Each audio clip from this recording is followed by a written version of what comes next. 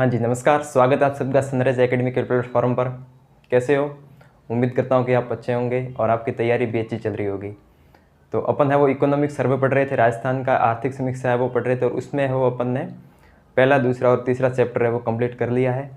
आज की क्लास में अपन है वो चौथा चैप्टर शुरू करेंगे, जो है औद्योगिक विकास, इंडस्ट्रियल डेवलपमेंट। तो इससे वो एक दो सवाल ज़रूर पूछे जाते हैं आपने RS प्रीलिम्स के एग्ज़ाम में।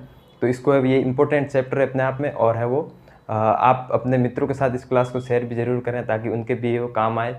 तो आज की क्लास में अपन है वो औद्योगिक विकास के बारे में देखेंगे कि अपने राजस्थान में है वो उद्योग इंडस्ट्रियल सेक्टर की क्या स्टेज है, और है वो कितना निर्यात हो रहा है, कौन कौन सी संस्थाएं जो कार्यरत है, और है वो इसमें है वो सरकार है वो क्या प्रयत्न कर रही है वो औद्योगिक विकास को है वो बढ़ावा देने के लिए। तो अपन शुरू करते हैं औद्योगिक सेक्टर। अपना है वो चैप्टर 4 है औद्योगिक विकास। तो उद्योग होता क्या है, पहले तो सबसे पहले ये बात पता होनी चाहिए कि उद्योग क्या होता है। जैसा कि है वो प्राथमिक सेक्टर, जैसे कृषि क्षेत्र कहते हैं, उसको अपन ने देख लिया। तो ये उद्योग क्षेत्र जिसका वो सेकेंडरी सेक्टर है वो इसमें आता है उद्योग क्षेत्र, और इसे विनिर्माण क्षेत्र भी कहते हैं। और एक जो होता है टर्शियरी सेक्टर, मोटे तौर पर है वो अर्थव्यवस्था में 3 क्षेत्र होते हैं: प्राथमिक क्षेत्र, द्वितीयक क्षेत्र और तृतीयक क्षेत्र।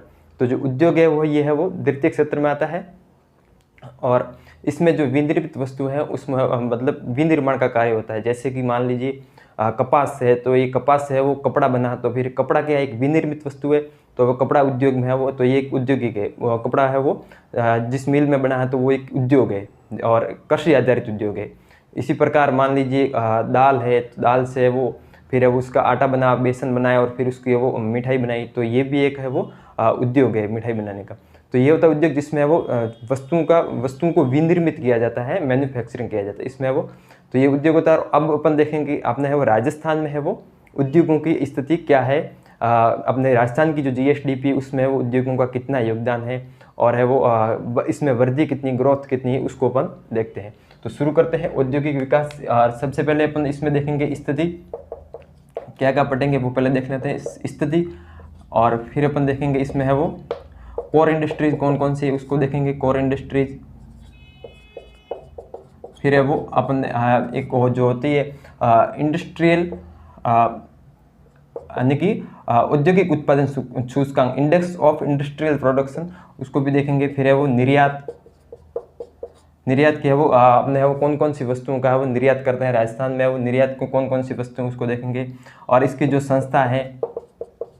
संस्थाएं या जो विभाग कौन कौन से है वो उद्योगों को बढ़ावा देने के लिए कौन कौन से विभाग और है वो मंत्रालय कह सकते हैं, कौन कौन से विभाग और मंत्रालय वो जैसे कि उद्योग क्षेत्र को बढ़ावा देने के लिए है वो कार्य करते हैं।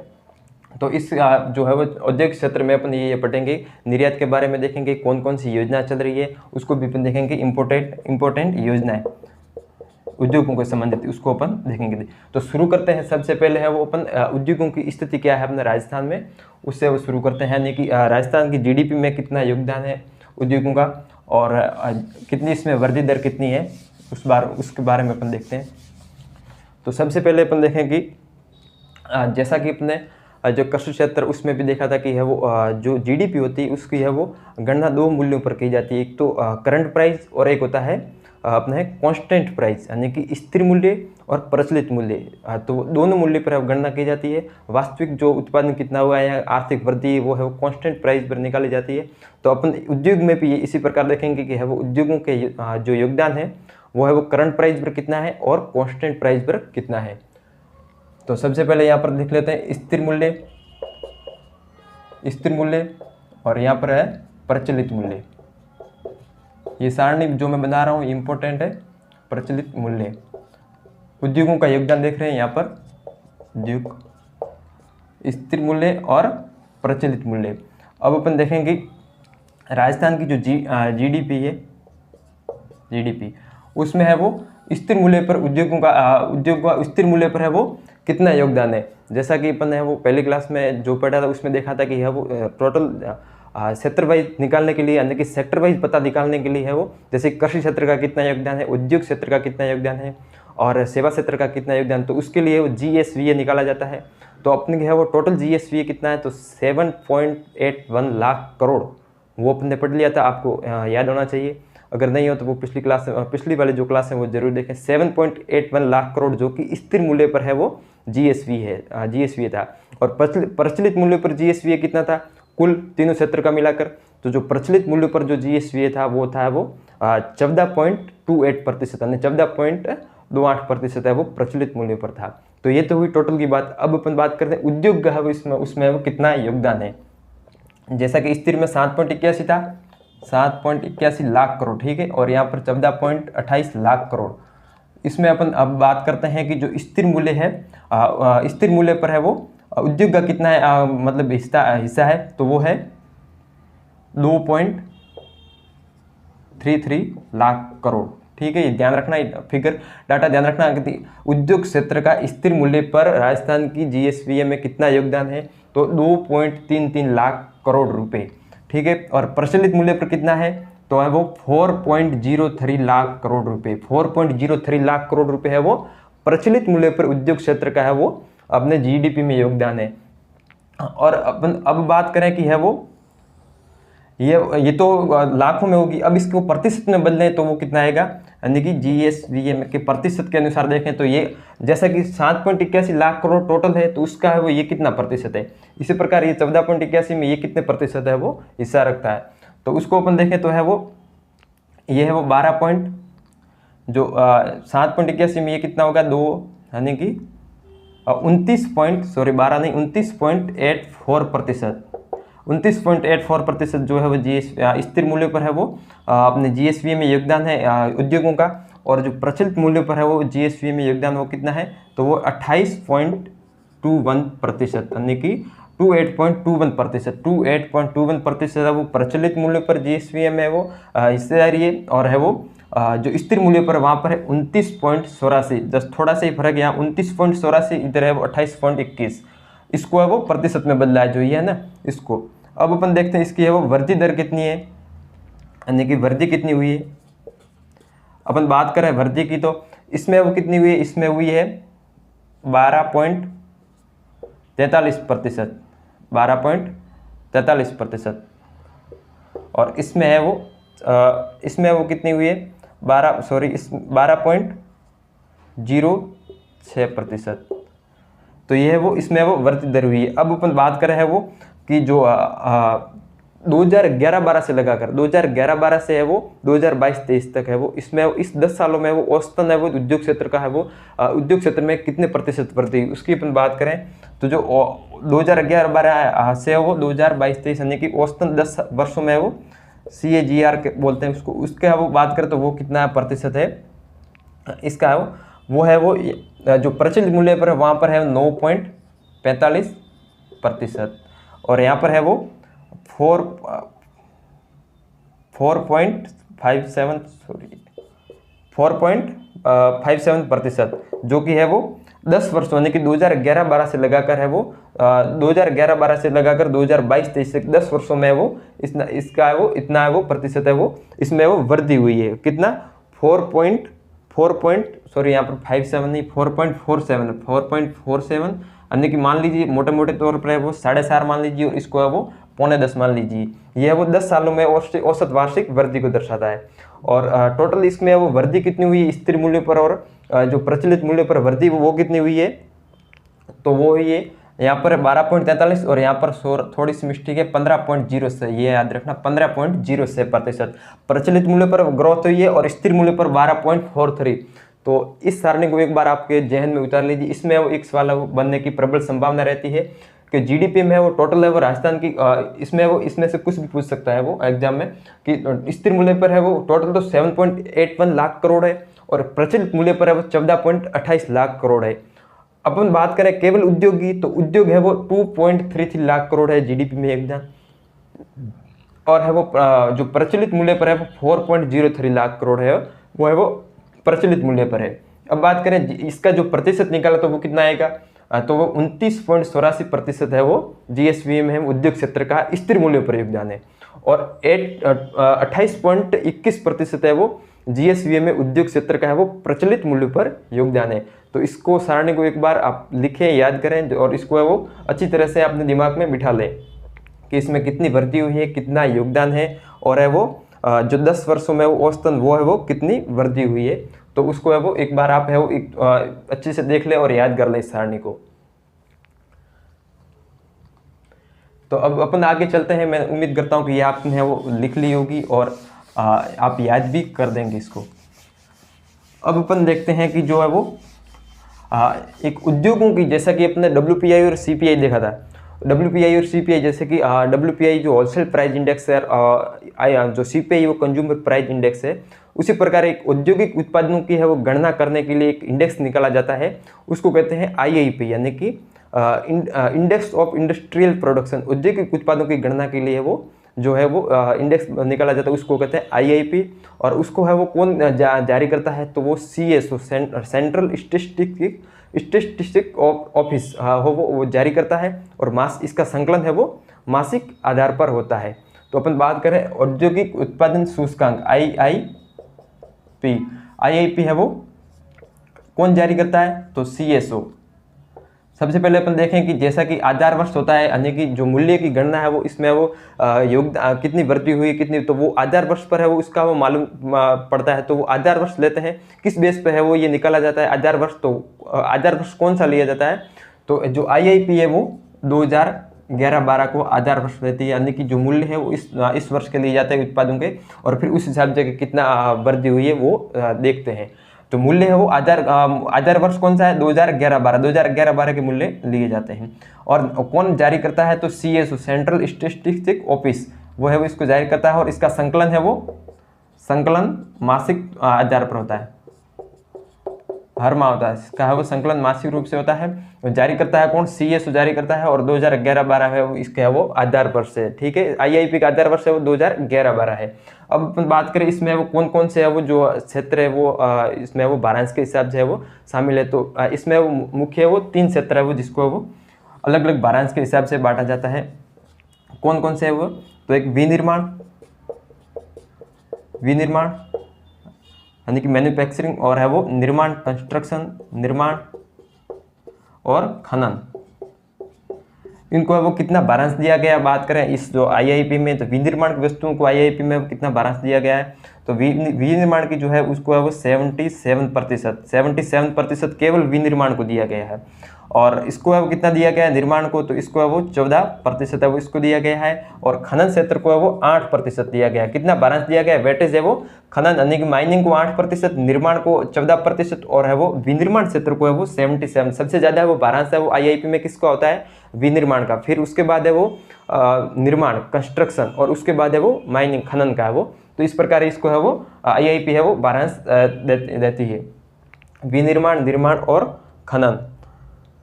अब अपन देखते हैं कि जो इंडस्ट्री सेक्टर में होते हैं, जो उद्योग क्षेत्र में कोर इंडस्ट्रीज होती है, जो उद्योगों के विकास के लिए जो महत्वपूर्ण मूलभूत उद्योग होते हैं, जो औद्योगिक सेक्टर को वो बूम या डेवलपमेंट करने के लिए वो महत्वपूर्ण योगदान देते हैं, मूल उद्योग कहते हैं जिसको अपन उसको कोर इंडस्ट्री कहते हैं, कोर इंडस्ट्री। तो इसका है वो कोर इंडस्ट्री का सवाल मेंस में भी पूछा जा चुका है कि भारत में है वो कौन कौन सी कोर इंडस्ट्री है अपने है वो 2021 के शायद मेंस में वो पूछा जा चुका है, या फिर 2023 की।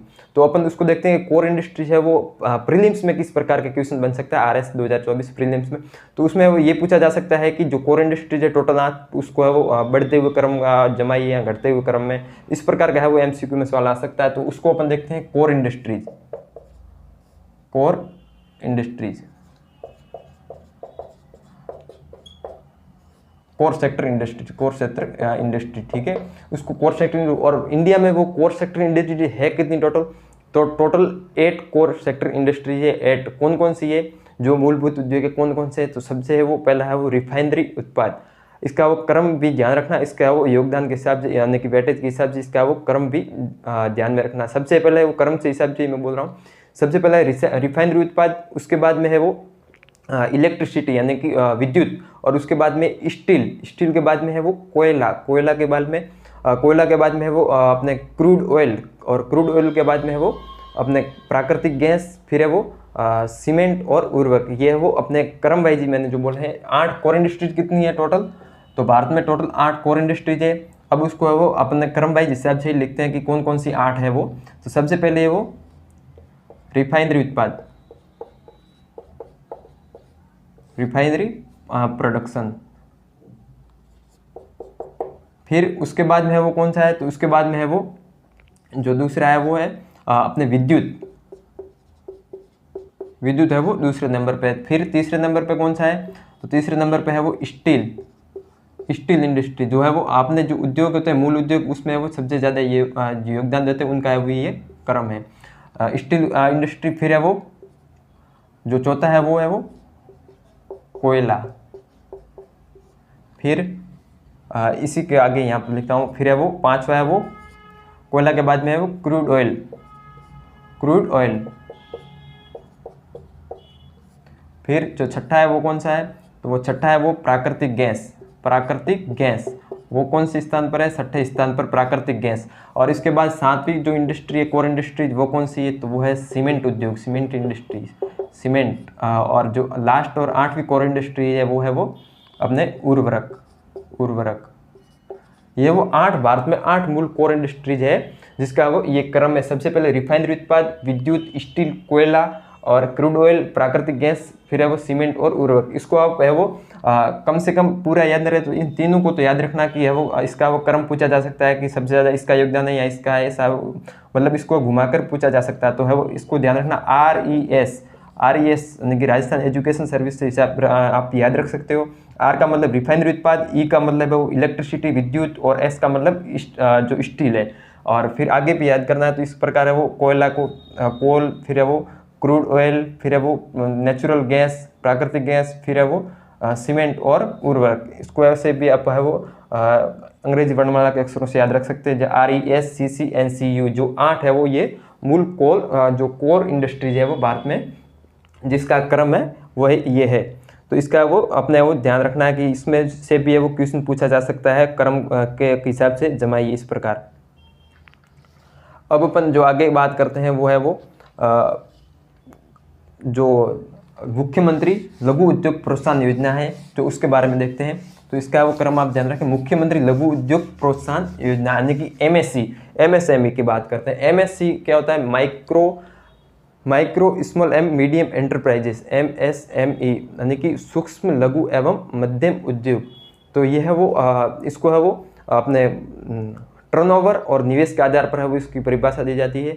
इसकी पहले परिभाषा अलग थी यानी कि, और बाद में 1 जुलाई 2020 को वो MSME की डिफाइनेशन है वो चेंज कर दी। और अब वर्तमान में इसके वो निवेश और टर्नओवर के आधार पर क्या परिभाषा है, क्योंकि पहले है वो जो इसकी निवेश की और जो टर्नओवर की वो लिमिट थी वो कम थी, इसलिए। और इसमें है वो MSME की हो सरकार इसको है वो बढ़ावा देने के लिए बहुत से योजनाएं चलाती है जिससे इनको वो फायदा मिलता है। तो इसलिए और भी जिसका है वो टर्नओवर और निवेश इस परिभाषा के हिसाब से सही नहीं होता था, फिर भी वो अपना निवेश और टर्नओवर कम बता रहे थे ताकि वो किस में इंक्लूडिंग हो जाए, वो है वो MSME में है आपने है वो शामिल हो जाए उसके उद्योग।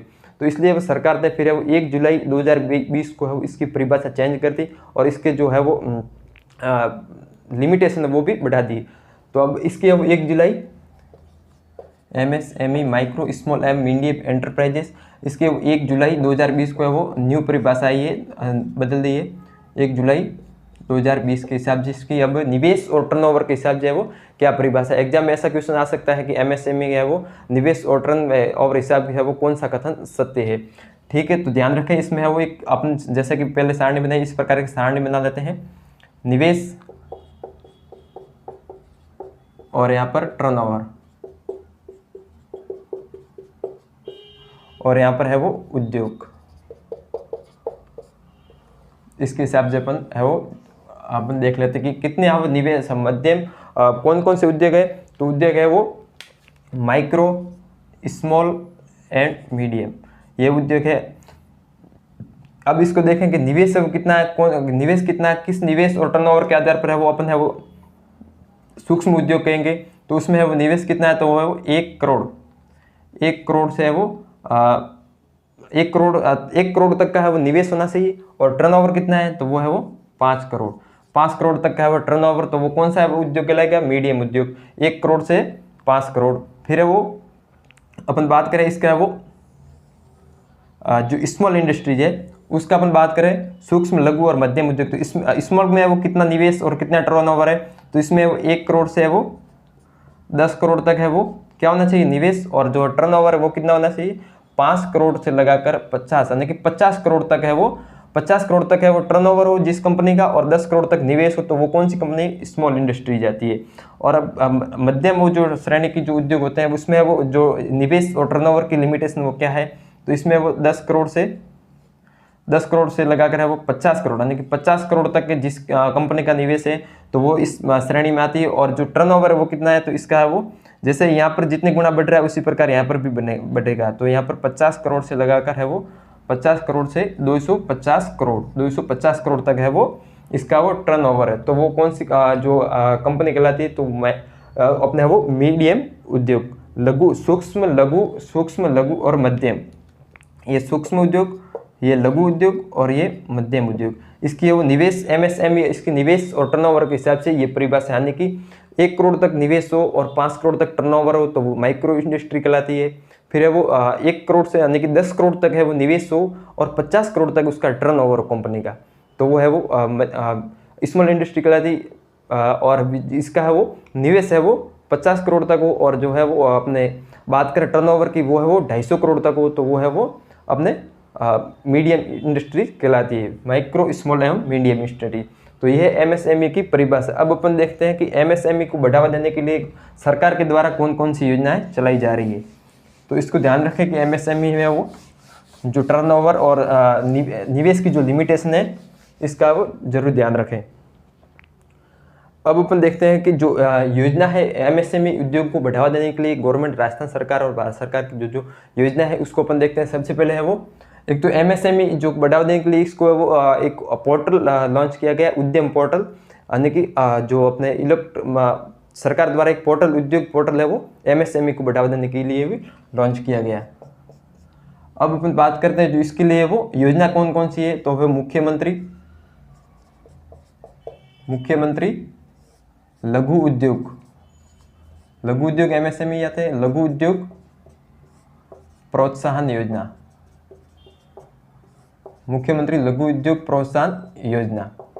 इसकी अपन बात करें, मुख्यमंत्री लघु उद्योग प्रोत्साहन योजना, इसकी शुरुआत कब हुई और इसके है वो अपने वो इसमें वो लघु उद्योग है वो इसमें MSME को बढ़ावा देने के लिए सरकार के द्वारा ऋण दिया जाता है। तो ऋण है वो ऋण के है वो ब्याज पर कितना अनुदान दिया जाता है उसको अपन देखेंगे, और इस योजना की है वो शुरुआत कब हुई, चलो उसको अपन देखते हैं। तो है वो मुख्यमंत्री लघु उद्योग प्रोत्साहन योजना है, इसकी शुरुआत हुई 13 दिसंबर, कब हुई, 13 दिसंबर 2019 को वो मुख्यमंत्री लघु उद्योग प्रोत्साहन योजना की शुरुआत हुई। और इसमें है वो लघु उद्योग या इंडस्ट्री स्थापित करने के लिए सरकार द्वारा कितना ऋण दिया जाता है और कितने प्रतिशत पर ब्याज अनुदान दिया जाता है। तो ऋण है वो इसमें है वो 1 करोड़ तक है वो, इसकी बात करते हैं वो 1 करोड़ तक है वो ऋण दिया जाता है। 1 करोड़ तक है वो ऋण पर कितना ब्याज अनुदान मिलता है, यहाँ पर ब्याज पर अनुदान और यहाँ पर लिख लेते हैं वो ऋण। तो सरकार के द्वारा ऋण कितना दिया जाता है और किस ऋण पर है वो कितनी प्रतिशत है वो ब्याज अनुदान दिया जाता है। तो है वो इसमें है वो अपन पहले इसको देख लेते हैं, 1 करोड़, फिर है वो 5 करोड़ और फिर है वो 10 करोड़, यह वो ऋण सीमा है। और इस पर है वो जो ब्याज कितने प्रतिशत ब्याज अनुदान दिया जाता है, तो इस पर है वो 5%, फिर 6% और 8%, 5%, 6% और 8%। इसको वो ऐसे याद रखना कि वो ऋण की है वो अधिकतम सीमा कितनी है, 10 करोड़ रुपए, और है वो 1 करोड़ तक है वो कितना है, तो वो 8%, फिर 5 करोड़ तक 6%, और है वो अपने बात करें 10 करोड़ तक ऋण पर है वो सरकार के द्वारा कितना ब्याज पर अनुदान दिया जाता है, तो 5% अनुदान दिया जाता है ब्याज पर। कितने ऋण पर, 10 करोड़ तक है वो ऋण पर कितना अनुदान मिलता है, 10 करोड़ तक के ऋण पर है वो 5%, और 5 करोड़ के ऋण पर है वो 6%, और यहाँ पर पहले से ही लिखा था मैंने 25 लाख है वो 25 लाख रुपए पर है वो कितने प्रतिशत अनुदान मिलता है ब्याज पर, 8%। ठीक है, ध्यान रखना, इधर है वो बढ़ता है तो इधर यहाँ पर ऊपर जाने पर बढ़ता है और यहाँ पर नीचे आने पर बढ़ता है, यानी कि 25 लाख पर 8% ब्याज अनुदान। फिर 5 करोड़ तक के ऋण पर है वो कितना अनुदान मिलेगा, 6% अनुदान मिलेगा ब्याज पर। और 10 करोड़ तक के ऋण पर है वो जो मुख्यमंत्री लघु उद्योग प्रोत्साहन योजना के तहत है वो कितना प्रतिशत ब्याज पर अनुदान मिलता है, 5%। अधिकतम सीमा कितनी है, तो ये भी ध्यान रखना, अधिकतम लिमिटेशन कितनी है, अधिकतम ऋण कितना दिया जा सकता है इस योजना के तहत, अधिकतम ऋण। ऐसा भी एक क्वेश्चन पूछा जा चुका है कि मुख्यमंत्री लघु उद्योग प्रोत्साहन योजना के तहत अधिकतम राशि कितनी है, तो वो है 10 करोड़। ठीक है, 10 करोड़। इस पर है वो कितना अनुदान मिलता है, ब्याज पर अनुदान, तो 5% है वो, इस पर है वो ब्याज अनुदान मिलता है। कितने प्रतिशत, 10 करोड़ पर 5%, 5 करोड़ पर है वो 6% और 25 लाख के ऋण पर है वो 8% तक का है वो ब्याज पर अनुदान मिलता है। किस योजना के तहत, अपन एमएसएमई की योजना देख रहे हैं। एमएसएमई को बढ़ाने के लिए कौन सी योजना है, मुख्यमंत्री लघु उद्योग प्रोत्साहन योजना। अब है वो अपन देखें कि जो अगली योजना है, जो इन उद्योगों को है वो स्थापित करने के लिए और इनके लिए जो सरकार के जो कानून होते हैं इनको है वो इसमें निरीक्षण और अनुमोदन के तहत वो छूट दी जाती है। तो वो कौन से, तो एमएसएमई कौन सी योजना अपन देख रहे हैं, एमएसएमई एस्टिब्लिशन ऑफ, यानी कि फैसिलिटेशन ऑफ एस्टिब्लिशन यानी स्थापित, एस्टिब्लिशन एंड ऑपरेशन,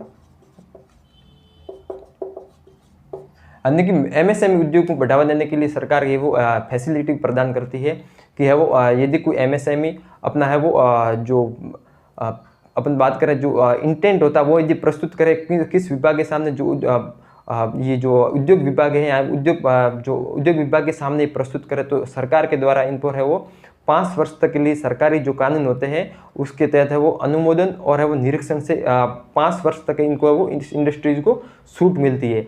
अपना है वो पावती प्रमाण पत्र दिया जाता है। इसके तहत कौन देता है, तो वो है वो जो विभाग है गवर्नमेंट का उद्योग विभाग के अंतर्गत आता है बीआईपी, यानी कि वो ब्यूरो ऑफ इन्वेस्टमेंट प्रमोशन, यानी कि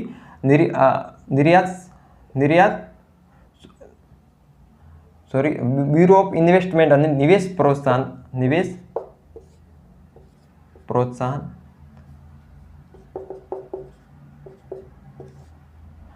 प्रोत्साहन के लिए जो यहाँ ब्यूरो कह सकते हैं, निवेश प्रोत्साहन के लिए भी कि संस्थान है।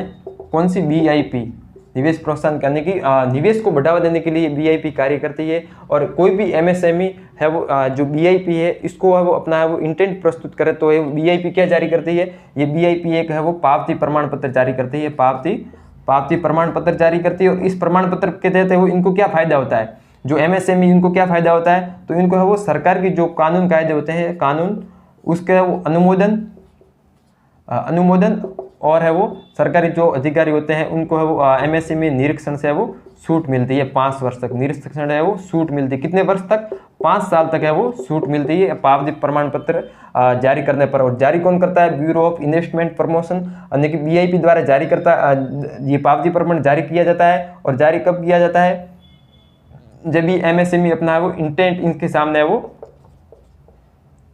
इंटेंट है वो इस बीआईपी के सामने प्रस्तुत करे, तब वो बीआईपी क्या जारी करती है, पावती प्रमाण पत्र। और इसके तहत वो एमएसएमई को सरकारी जो कानून होते हैं उसके तहत अनुमोदन और निरीक्षण से वो छूट मिलती है। कितने वर्ष तक की है वो छूट मिलती है, तो 5 वर्ष तक है वो राज्य के सभी है वो अनुमोदन है वो और निरीक्षण तय वो छूट मिलती है।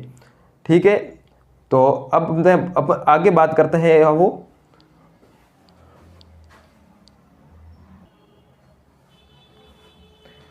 तो अब आप अपना वो आगे बात करते हैं वो निर्यात पर बात करेंगे। तो इसका वो ध्यान रखें कि जो MSME facilitation of establishment and है वो ऑपरेशन है वो इसके तहत वो क्या होता है, तो इसके तहत वो डिक्लेयर ऑफ इंटेंट है वो एमएसएमई किसको प्रस्तुत करता है, बीआईपी को। तो बीआईपी है वो एमएसएमई को पावती प्रमाण जारी करता है और पावती प्रमाण के तहत है वो उस एमएसएमई को यह फायदा होता है कि जो राज्य के कानून कायदे होते हैं सरकारी उसके तहत है वो अनुमोदन और निरीक्षण से वो 5 वर्ष तक ये वो छूट मिलती है। और इसकी वो शुरुआत कब हुई, तो इसकी शुरुआत हुई है वो 17 जुलाई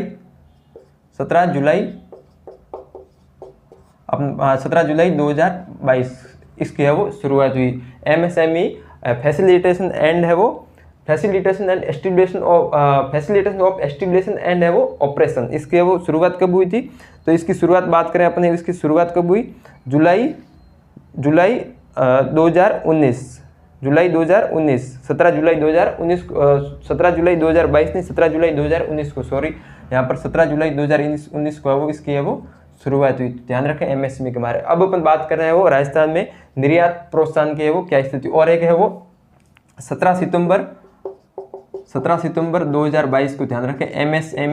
एमएसएमई पॉलिसी आई कब आई? एमएसएमई नीति कब जारी की गई? 17 सितंबर 2022 को। तो इसको भी ध्यान रखें, 17 सितंबर 2022 को एमएसएमई नीति आई और एमएसएमई डे भी है वो 17 सितंबर को मनाया जाता है। तो इसको जरूर ध्यान रखें कि एमएसएमई नीति कब आई? तो 17 सितंबर 2022 को। अब अपन आगे बात करते हैं कि जो एक्सपोर्ट है वो एक्सपोर्ट अपन अपने राजस्थान से कितना हो रहा है और कौन कौन सी वस्तुएं जो है एक्सपोर्ट में है वो अपने बात करें कि शीर्ष स्थान रखती है, उसकी अपन बात करते हैं। निर्यात के बारे में देखते हैं। औद्योगिक वस्तुओं का है वो निर्यात, कौन कौन सी वस्तुओं का है वो अपन है वो निर्यात करते हैं। सबसे पहले वो एक्सपोर्ट, निर्यात, यानी कि निर्यात से वो अपने को इनकम प्राप्त होती है, विदेशी डॉलर प्राप्त होती है, इसमें रोजगार के है वो सर्जन भी होते हैं और जो उत्पादन की गुणवत्ता है उसमें भी है वो इससे है वो सुधार होता है। अब अपन बात करें कि अपनी जो आर्थिक समीक्षा 2023-24 के अनुसार 2023-24 की आर्थिक समीक्षा उसमें है वो कुल निर्यात कितना हुआ। अपने जो बात करें राजस्थान से है वो कुल निर्यात कितना हुआ, तो राजस्थान से कुल निर्यात कब हुआ, कितना हुआ? 83,704.24 करोड़ रुपए का वो अपने वो निर्यात किया। कुल कितना निर्यात किया है? 83,704.24 करोड़ का अपने राजस्थान से निर्यात किया गया है। और अपन बात करें कि निर्यात में है वो सबसे ज़्यादा किस वस्तुओं का निर्यात करते हैं राजस्थान से है वो शीर्ष वस्तुएं कौन सी है जिसका वो निर्यात है वो बृहत स्तर पर होता है। तो जो शीर्ष 5 वस्तुएं होती है उसको अपन देखते हैं। जैसे कि सबसे पहले तो है वो इंजीनियरिंग वस्तुएं, इसका राजस्थान से निर्यात बहुत मात्रा में होता है। इंजीनियरिंग वस्तुएं अपन बात करें तो इसका केवल लगभग है वो 83,000 करोड़ 704 करोड़ में लगभग है वो 16,00,000 करोड़ 16,000 करोड़ है वो 16,000 करोड़ पॉइंट में समथिंग है कुछ, वो है वो केवल और केवल इंजीनियरिंग वस्तुओं से निर्यात होता है। इंजीनियरिंग वस्तुओं का निर्यात इसमें वो इतना योगदान है, लगभग अपन मान सकते हैं कि 20% केवल है वो इंजीनियरिंग वस्तु का निर्यात होता है। फिर वो बात करें दूसरे नंबर पर है वो किसका है वो अपने वो राजस्थान से निर्यात होता है। दूसरे नंबर पर है वो पहले नंबर पर इंजीनियरिंग वस्तु है, फिर अब दूसरे नंबर पे है वो रत्न और आभूषण, जेम्स एंड ज्वेलरी। रत्न व आभूषण का है वो जो है वो निर्यात है वो कितने स्थान पर है? दूसरे नंबर पर। रत्न एवं आभूषण का है वो निर्यात अपन है वो दूसरे स्थान पर करते हैं। फिर तीसरे स्थान पर है वो धातुओं का निर्यात करते हैं। धातु है वो राजस्थान से निर्यात होती है। फिर है वो चौथे नंबर पर सबसे ज्यादा निर्यात किसका होता है? तो कपड़ों का निर्यात सबसे चौथे नंबर पर होता है। फिर है वो 5वें स्थान पर है वो हस्तशिल्प है। हस्तशिल्प जो वस्तुएं होती है हैंडीक्राफ्ट हस्तशिल्प, हाथों द्वारा जो वस्तुएं बनाई जाती है उसका वो निर्यात है वो अपन करते हैं, वो है वो 5वें नंबर। तो ये शीर्ष निर्यात की 5 वस्तुएं उसको अपन ने देखा, यानी कि इंजीनियरिंग वस्तुओं का सबसे ज़्यादा अपन निर्यात करते हैं। फिर है वो उसके बाद में रत्न आभूषण, इसको है वो ऐसे ग्रेटर देन के रूप में भी लिखना, इंजीनियरिंग गुड्स। फिर है वो जेम्स एंड ज्वेलरी, फिर उसके बाद है वो मेटल धातुएं, फिर उसके बाद है वो क्लॉथ और फिर उसके बाद है वो हैंडीक्राफ्ट वस्तु यानी हस्तशिल्प उत्पाद। तो है वो सबसे ज्यादा है वो निर्यात में हो यही है 17.5 इंजीनियरिंग वस्तु का सबसे ज्यादा, फिर रत्न और आभूषण जेम्स एंड ज्वेलरी, फिर है वो मेटल, फिर है वो कपड़ों क्लॉथ का अपना है वो निर्यात करते हैं जो कि चौथे नंबर पे, और 5वें नंबर पर सबसे ज्यादा अपन निर्यात करते हैं वो है वो हस्तशिल्प वस्तु हैंडीक्राफ्ट वस्तु का है वो 5वें नंबर पर सबसे ज्यादा है वो निर्यात करते हैं। लगभग ये 16,592 है वो केवल है वो अपने इंजीनियरिंग वस्तुओं का है वो निर्यात करते हैं। तो सबसे ज़्यादा किस वस्तु का निर्यात करते हैं अपन? सबसे ज़्यादा है वो इंजीनियरिंग वस्तुओं का है वो निर्यात किया जाता है। अब है वो निर्यात से संबंधित कौन कौन सी योजना सरकार है वो निर्यात को बढ़ावा देने के लिए कौन कौन सी है वो योजना चला रही है और कौन कौन से प्रयास कर रही है, उसको अपन देखते हैं कि जिससे वो निर्यात बढ़े। निर्यात ज़्यादा से ज़्यादा होगा तो फिर राजस्थान में वो निवेश भी ज़्यादा होगा और रोजगार के सर्जन भी ज़्यादा होंगे और राजस्थान के लोगों की आर्थिक स्थिति और जीवन स्तर में भी सुधार आएगा। इसलिए वो सरकार निर्यात को बढ़ाने के लिए है वो बहुत प्रयास कर रही है। अभी अपने राजस्थान में अभी भी राइजिंग राजस्थान के तहत वो निवेश लाने के लिए मुख्यमंत्री जी बहुत प्रयत्न करते हैं, यानी कि राजस्थान सरकार है वो प्रयत्नशील है निवेश के लिए। तो अपन अब बात करें कि है वो सरकार द्वारा निर्यात को बढ़ाने के लिए कौन कौन सी है वो योजना और कार्यक्रम चला रहे हैं। तो मिशन निर्यातक बनो ये एक योजना शुरू की, मिशन निर्यातक बनो। यह वो कब शुरू किया गया? तो इसको शुरू किया गया 17 दिसंबर 17 दिसंबर 2019 को। इसको है वो शुरू कब किया? 17 दिसंबर 2019 को। और है वो इसका वो शुरू जो है वो इसको है वो शुरू किसने किया? तो राजस्थान सरकार का जो उद्योग विभाग है, सॉरी ये डेट मिस्टेक होगी, डेट ये गलत है, 21 जुलाई 2019 को। कब? सॉरी 24 जुलाई 2021 को मिशन निर्यातक बनो कब शुरू हुआ? 24 जुलाई 2021 को। कब शुरू हुआ? जो मिशन निर्यातक बनो है वो योजना वो कब शुरुआत हुई इसकी? तो 24 जुलाई 2021 को। और है वो इसका वो कौन क्रियान्वयन कौन कर रहा है? तो उद्योग विभाग राजस्थान सरकार, उद्योग विभाग राजस्थान सरकार प्लस है वो और कौन कर रहा है? तो और है वो रिको के द्वारा। इनका वो संयुक्त रूप से है वो ये है वो मिशन निर्यातक बनो है वो ये अभियान चला रहे हैं या योजना चला रहे हैं राजस्थान सरकार की जो है वो उद्योग विभाग और है वो रिको के द्वारा। रिको एक ऐसी एजेंसी है जो उद्योगों को है वो विकास के लिए है वो प्रयत्न करती है, विकास के लिए उनको प्लॉट काट के देती है, उद्योग स्थापित करवाती है, ऋण सहायता भी उपलब्ध करवाती है और प्रदर्शनी भी आयोजित करवाती है। तो रिको और उद्योग विभाग राजस्थान सरकार के संयुक्त रूप से अभी मिशन स्टार्ट किया गया। कौन सा मिशन? मिशन निर्यातक बनो। इसकी शुरुआत कब हुई? तो इसकी शुरुआत है वो 24 जुलाई 2021 को इसकी शुरुआत हुई थी। और इसका वो जो सेकंड चरण है वो कब से स्टार्ट हुआ? जो इसका मिशन निर्यातक बनो इसका सेकंड चरण है वो 5 दिसंबर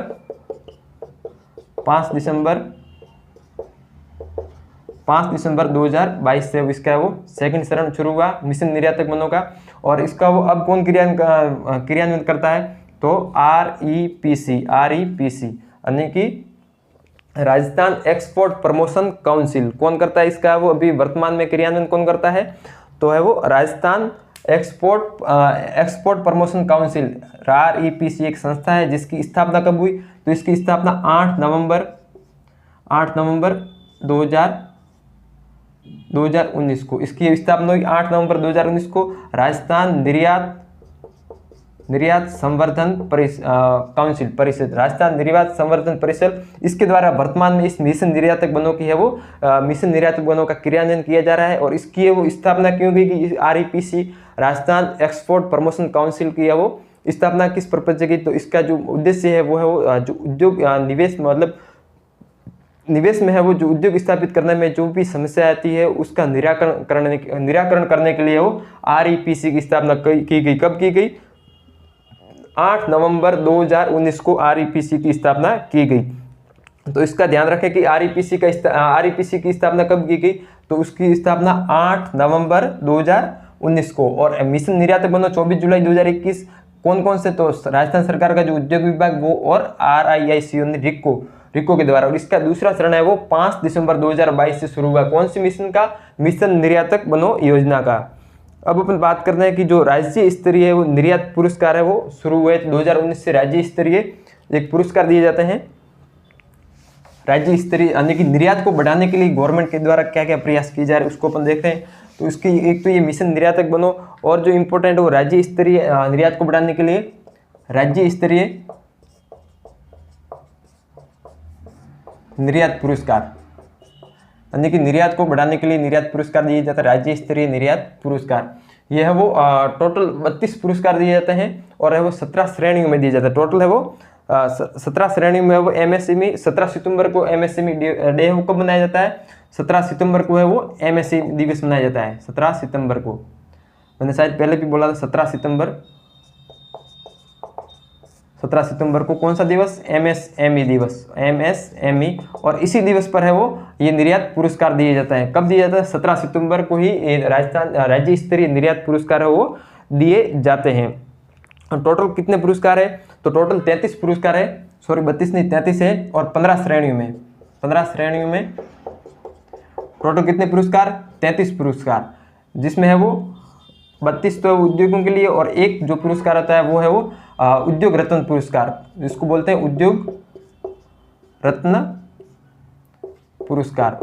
उद्योग रत्न पुरस्कार जो एक और जो 32 है वो सामान्य पुरस्कार होते हैं उद्योग में वो निर्यात को बढ़ाने के लिए। और जो एक होता है वो है वो अपने कह सकते हैं लाइफ टाइम एक्सपोर्ट रत्न अवार्ड, लाइफ टाइम एक्सपोर्ट रत्न अवार्ड। उद्योग रत्न लाइफ टाइम एक्सपोर्ट रत्न अवार्ड है वो एक होता है। और जो 32 होते हैं वो उद्योग सामान्य जो निर्यात होता है वो पुरस्कार। टोटल है वो 15 श्रेणियों में कितने? 33 पुरस्कार है वो दिए जाते हैं। 15 श्रेणियों में 33 पुरस्कार है वो दिए जाते हैं।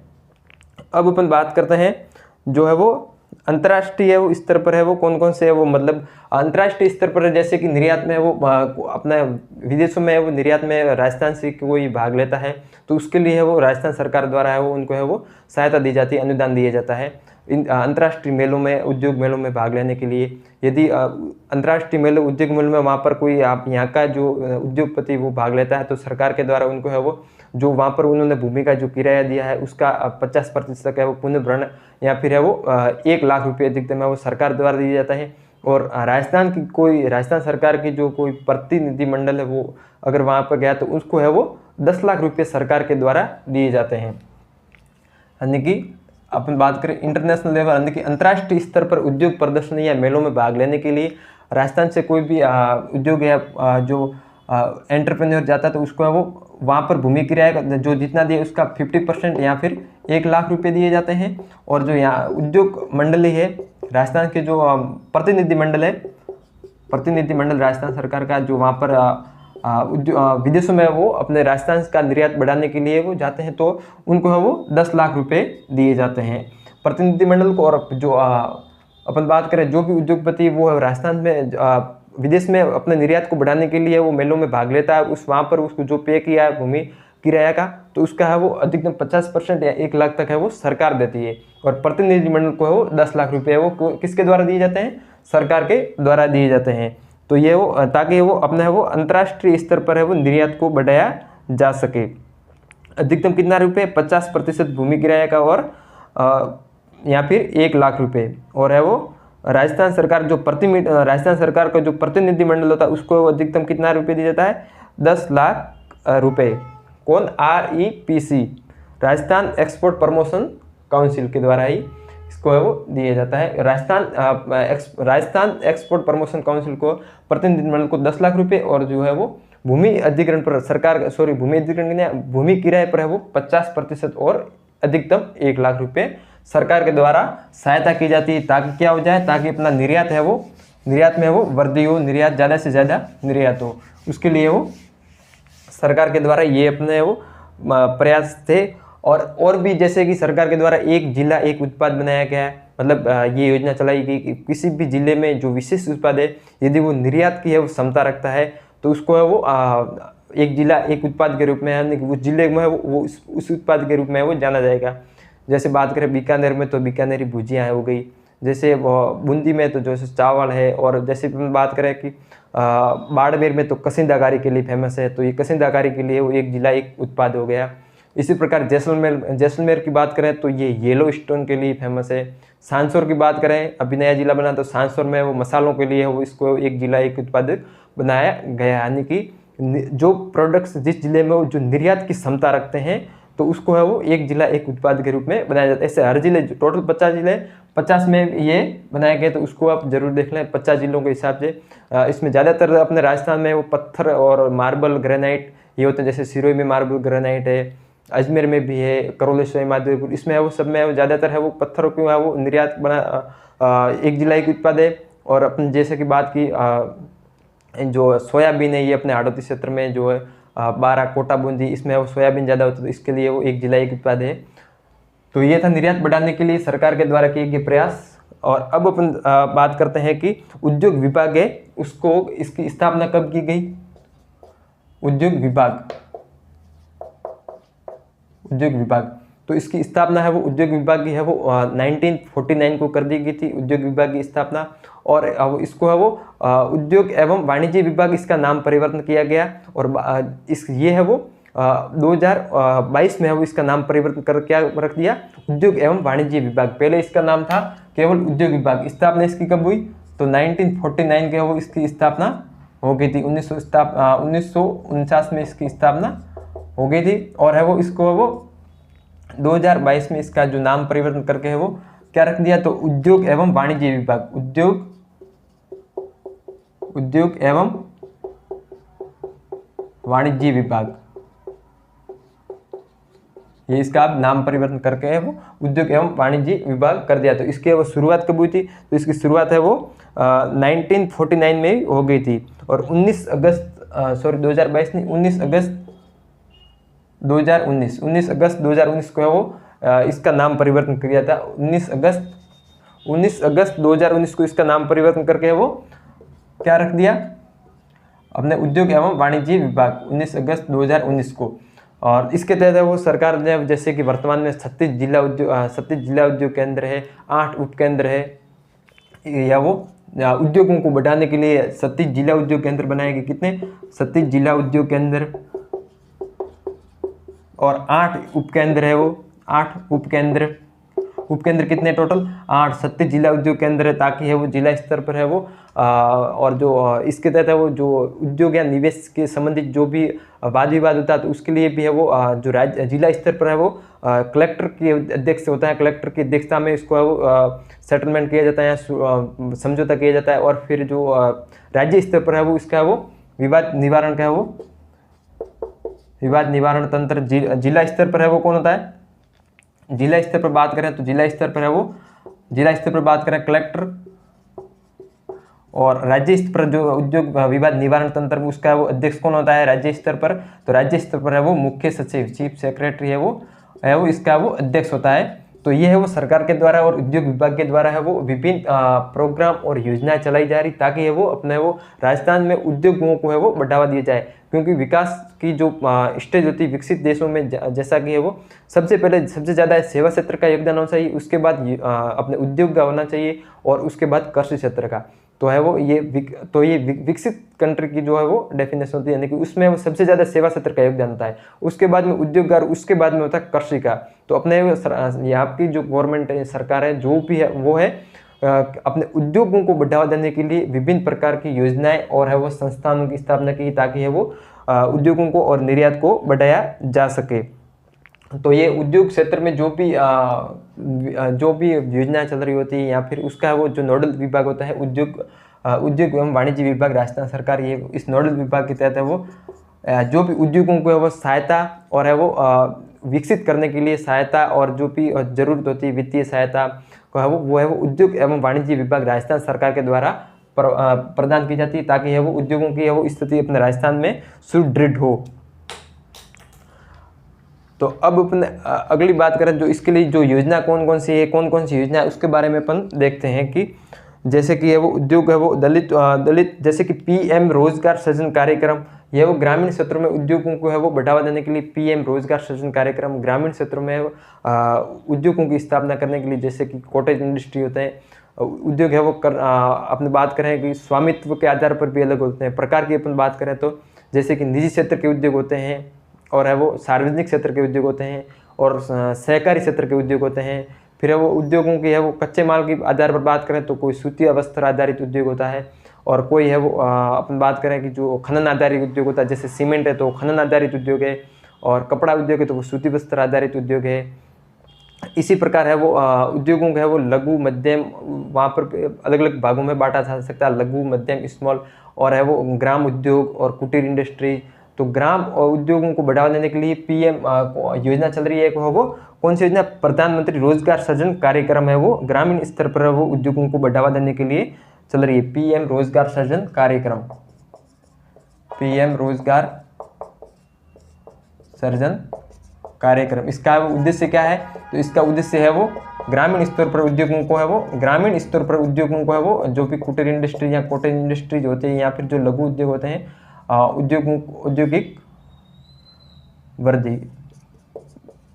ग्रामीण स्तर में उद्योगों को बढ़ावा देना, उद्योगों को स्थापित करने के लिए कौन सी है वो कार्यक्रम चल रहा है? तो वो है वो प्रधानमंत्री रोजगार सृजन कार्यक्रम।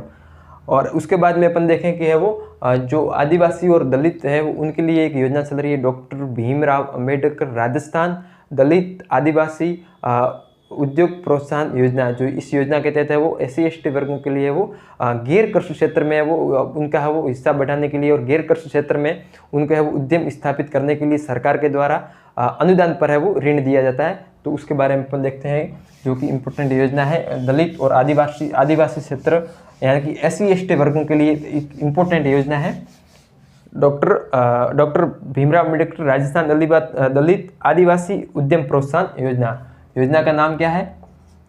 डॉक्टर भीमराव अम्बेडकर दलित आदिवासी अम्बेडकर राजस्थान दलित आदिवासी राजस्थान, यहाँ पर राजस्थान दलित आदिवासी उद्यम प्रोत्साहन योजना। इसमें भी है वो इसमें है वो मतलब ब्याज अनुदान पर है वो उद्योग स्थापित करने के लिए वो ऋण दिया जाता है सरकार के द्वारा। इसमें वो क्या किस पर, मतलब गैर कृषि क्षेत्र के उद्योगों के लिए ब्याज अनुदान पर ऋण, ब्याज अनुदान पर ऋण। और ये किसके लिए योजना है? तो SC/ST वर्गों के लिए। किसके लिए योजना है? SC/ST वर्गों के लिए योजना है, SC/ST यानी कि दलित आदिवासी, जैसा कि नाम से स्पष्ट है, दलित आदिवासी उद्यम प्रोत्साहन योजना। दलित आदिवासियों को उद्यम स्थापित करने के लिए सरकार के द्वारा सब्सिडी पर वित्तीय सहायता दी जाती है। अपन बात करें इसमें वो कितने है, इसकी भी एक सारणी बना लेते हैं। तो इसमें है वो 25 लाख, फिर है वो 25 लाख से कितना 5 करोड़ और फिर 10 करोड़। इसमें है वो, ये तो है वो ऋण। और अपन बात करें कि है वो कितना प्रतिशत ब्याज पर अनुदान, कितना प्रतिशत मिलता है ब्याज पर अनुदान इस योजना के तहत। दलित आदिवासी ने SC/ST को कितने प्रतिशत ब्याज पर अनुदान मिलता है, ब्याज पर अनुदान। अपन बात करें तो इस जो एक मुख्यमंत्री लघु प्रोत्साहन योजना थी उसमें और इसमें थोड़ा सा ही फर्क है। मुख्यमंत्री लघु उद्योग प्रोत्साहन योजना देखी थी, उसमें अपन ने ये देखा था कि है वो जो यहाँ पर जो ब्याज पर अनुदान थे उसमें वो इसमें वो एक बढ़ाना है, यानी कि वहाँ पर है वो कितना था 5%, यहाँ पर 6%, फिर है वो 6%, फिर 7% और फिर 9%, यानी कि 10 करोड़ तक के ऋण पर कितने ब्याज पर अनुदान कितना मिलता है? तो 6%। और 5 करोड़ है वो उस पर है वो 7%। और है वो 25 लाख तक के ऋण पर है वो 9%। 25 लाख से 5 करोड़ और यहाँ पर 5 करोड़ से है वो 10 करोड़, और ये 25 लाख तक, ग्रेटर देन 25 लाख, 25 लाख तक है वो ऋण पर है वो मतलब 25 लाख तक का है वो ऋण सरकार के द्वारा 9% ब्याज अनुदान पर है वो SC/ST वर्गों को दिया जाता है गैर कृषि क्षेत्र में उद्योग स्थापित करने के लिए। और उसके बाद है वो 25 लाख से ज़्यादा और 25 लाख से 5 करोड़ तक का ऋण है वो कितने प्रतिशत ब्याज अनुदान पर दिया जाता है? तो वो है वो 7% ब्याज अनुदान पर दिया जाता है। और जो है वो 10 करोड़ तक का है वो ऋण है वो SC/ST वर्गों को है वो कितने प्रतिशत ब्याज अनुदान पर दिया जाता है? तो 6%। 6% पर 10 करोड़ तक का ऋण, और 5 करोड़ 7% और 25 लाख तक का है वो 9% ब्याज पर अनुदान मिलता है। यहाँ पर इधर बढ़ते हैं तो है वो ये बढ़ता है, और यहाँ पर ऊपर जाने पर ये बढ़ता है। उसमें भी मुख्यमंत्री लघु उद्योग प्रोत्साहन में उसमें क्या था 5, यहाँ पर एक कम 6 और यहाँ पर एक कम 8%। तो इसको है वो रिलेट करके याद रखना है ताकि वो आसान रहे। और इसमें वो अधिकतम सीमा कितनी है, अधिकतम ध्यान रखना, अधिकतम और न्यूनतम ऐसा पूछा जा सकता है। न्यूनतम तो नहीं पूछा जाता लेकिन अधिकतम जरूर पूछा जाता है। अधिकतम है वो ऋण सीमा कितनी है? अधिकतम ऋण सीमा वो कितनी? अधिकतम ऋण सीमा डॉक्टर भीमराव अम्बेडकर राजस्थान दलित आदिवासी उद्यम प्रोत्साहन योजना के तहत है वो अधिकतम ऋण सीमा वो 10 करोड़ रुपए की है अधिकतम ऋण सीमा। कौन सी योजना? डॉक्टर भीमराव अम्बेडकर राजस्थान दलित आदिवासी उद्यम प्रोत्साहन योजना। इसमें वो गैर कृषि क्षेत्र में है वो उद्यम स्थापित करने के लिए SC/ST वर्गों को है वो सब्सिडी पर है वो ऋण मिलता है। और दूसरी एक और इम्पोर्टेंट योजना है, तो इसके जो ये लिमिटेशन है ब्याज पर अनुदान और कितने करोड़ तक का है वो ऋण दिया जाता है, तो उसका वो जरूर ध्यान रखें। इसी प्रकार की एक योजना है मुख्यमंत्री युवा प्रोत्साहन योजना। युवाओं के लिए है वो मुख्यमंत्री युवा उद्यम प्रोत्साहन योजना। मुख्यमंत्री इंपॉर्टेंट योजना है, इसमें वो युवाओं को है वो उद्योग स्थापित करने के लिए वो सरकार के द्वारा है वो ऋण दिया जाता है। मुख्यमंत्री युवा उद्यम प्रोत्साहन योजना, उद्यम प्रोत्साहन योजना, युवा उद्यम प्रोत्साहन योजना, मुख्यमंत्री युवा उद्योग प्रोत्साहन योजना। इसकी योजना की शुरुआत कब हुई थी? तो इस योजना की शुरुआत है वो 2023 में। कब? 19 मई 2023 में इस योजना की शुरुआत कब हुई? 19 मई 2023 19 मई 2023 को इस योजना की शुरुआत हुई। और एज लिमिट की बात करें, जो युवा है उसको एज लिमिट कितनी सीमा तक है वो ये इसके तहत है वो ऋण दिया जाता है सरकार को द्वारा उद्यम स्थापित करने के लिए। तो 18 वर्ष से 35 वर्ष तक, 18 से 35 वर्ष है वो एज लिमिट है, यानी कि 18 वर्ष और 35 वर्ष के जो मध्य का युवा है उसको है वो मुख्यमंत्री युवा उद्यम प्रोत्साहन योजना के तहत है वो ऋण दिया जाता है। और इसमें वो ऋण सीमा कितनी है, इसमें वो 25 लाख और है वो 1 करोड़, 25 लाख और 1 करोड़। ये वो इसमें 25 लाख है वो कितने प्रतिशत ब्याज पर, तो 6% ब्याज पर है वो 25 लाख, और 1 करोड़ रुपये है वो 5% ब्याज अनुदान पर है वो सब्सिडी पर है वो दिए जाते हैं। मुख्यमंत्री युवाओं को उद्यम स्थापित करने के लिए यह योजना है। और इसमें है वो युवा की जो योग्यता है वो कितनी, और ये तो एज लिमिट है और साथ ही वो स्नातक किया हुआ होना चाहिए, स्नातक यानी कॉलेज पास युवा और 18 से 35 वर्ष की एज लिमिट है। तो उसको उद्यम स्थापित करने के लिए सरकार के द्वारा ये वो ऋण दिया जाता है। और ऋण की वो अधिकतम सीमा कितनी है, इसमें भी ध्यान रखें, ऋण की सीमा अधिकतम कितनी है, तो वो है वो 1 करोड़ रुपये तक का है वो ऋण दिया जाता है। किस योजना के, मुख्यमंत्री युवा उद्यम प्रोत्साहन योजना। इस योजना की शुरुआत कब हुई, 19 मई 2023 को, सॉरी 2013 लिखा, 19 मई 2023 को इस योजना की शुरुआत हुई। और युवा स्नातक किया होना चाहिए और 18 से 35 वर्ष तक का है वो युवा है वो होना चाहिए।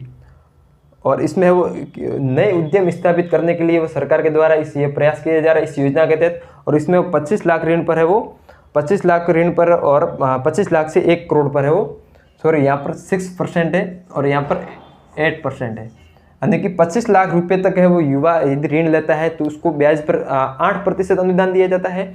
और 1 करोड़ तक यदि कोई युवा उद्यम स्थापित करने के लिए सरकार से ऋण लेता है तो कितनी प्रतिशत ब्याज सब्सिडी मिलती है, 6% ब्याज सब्सिडी मिलती है।